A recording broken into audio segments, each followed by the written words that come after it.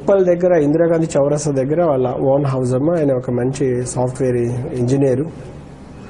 వాళ్ళకు దక్షిణ నైరుతి వీధిపోటు ఉన్నదమ్మ. దక్షిణ నైరుతి వీధిపోటుతో చాలా చాలా ఇబ్బందులు పడుతూ ఉన్నారు. ఎన్ని ఇబ్బందులు పడ్డారో, ఎన్నిసార్లు ప్రమాదాలు అయినాయో మేము బుక్లో కూడా ఇలా ఏం జరుగుతుందో ముందే నేను రాశాను. అదే వాళ్ళకి జరుగుతుంది. చాలాసార్లు కూడా ప్రమాదాలు అయినాయి. భగవంతుడు ఆయనకి శ్రీరామ రక్ష లెక్క కాపాడుతూ ఉన్నాడు. కానీ ఆ వీధిపోటు వలన ఏంటంటే రెంటర్స్ కూడా రాకపోవడం, ఇలాంటి ఎన్నో సమస్యలతో వాళ్ళు ఇబ్బంది పడుతూ ఉన్నారు. కానీ ఎక్కడ కూడా మేము ఒక హోమాలు చేయలేదు అమ్మ, పూజలు కూడా చేయలేదు. ఒక శాస్త్రీయ పద్ధతిలో సిమెంట్ ఇసుకతో రోడ్ షూటర్స్ ద్వారా ఆ నైరుతి వీధిపోటుని నివారణ చేశారు. అంటే నైరుతిలో ఒక అష్టదిగ్బంధన, అంటే అష్టదిక్కులో నైరుతి దిక్కుకి నుంచి మనకు అక్కడ ముప్పు ఉన్నది. అంటే రోడ్ ఎఫెక్టివ్ ఉంది. ఆ రోడ్ మొత్తం క్లియర్గా వెళ్ళిపోతుంది, మనకు ప్రాబ్లం లేదు. కానీ దాని వ్యతిరేకంగా మనం ఇల్లు కట్టుకున్నప్పుడు వ్యతిరేకమైన ఫలితాలు వాళ్ళకు వచ్చాయమ్మ.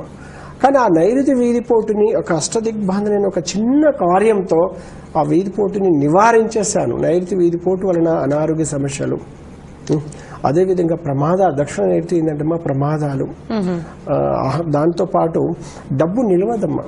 ఎంత కష్టపడ్డా కూడా మనం స్టోర్ చేయలేకపోతాం. నైరుతి ఏంటంటేనమ్మా మన ధనాన్ని, మన ఆస్తుల్ని జాగ్రత్తగా అన్యాక్రాంతము కాకుండా కాపాడేది ఒక నైరుతి అనమ్మా దిక్కు. అష్టదిక్కు పాలకులలో మన ఆస్తిపాస్తులు ఆస్తి ఉంటుంది కదమ్మా.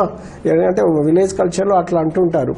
ఆ ఆస్తిని కాపాడాలి అంటే నైరుతి వీధిపోటు కానీ నైరుతి పర్ఫెక్ట్గా 90 డిగ్రీల్లో మనకు ఉన్నప్పుడు మాత్రమే అది సాధ్యం అవుతుందమ్మా. దక్షిణ నైరుతి పెరిగినా మంచిది కాదు, అశుభ ఫలితాలు ఇస్తుంది అనమాట. పశ్చిమ నైరుతి పెరిగినా కూడా అశుభ ఫలితాలు వస్తాయి. నైరుతి వీధిపోటుని దాన్ని కంట్రోల్ చేసిన తర్వాత నేను చెప్పాను, మీకు ఎలా ఉంటుందో మీరే చెప్పండి, మీకు మంచి ఫలితాలు వస్తే నేను భక్తి టీవీకి ధన్యవాదం చెప్పుకోమని కాల్ చేశారు. అందుకేనమ్మా ఏ వీధిపోటు ఉందని ఎవరు మనం ఇబ్బంది పడాల్సిన అవసరం లేదు. ప్రతి వీధిపోటును కూడా మనం కంట్రోల్ చేసుకోవచ్చు.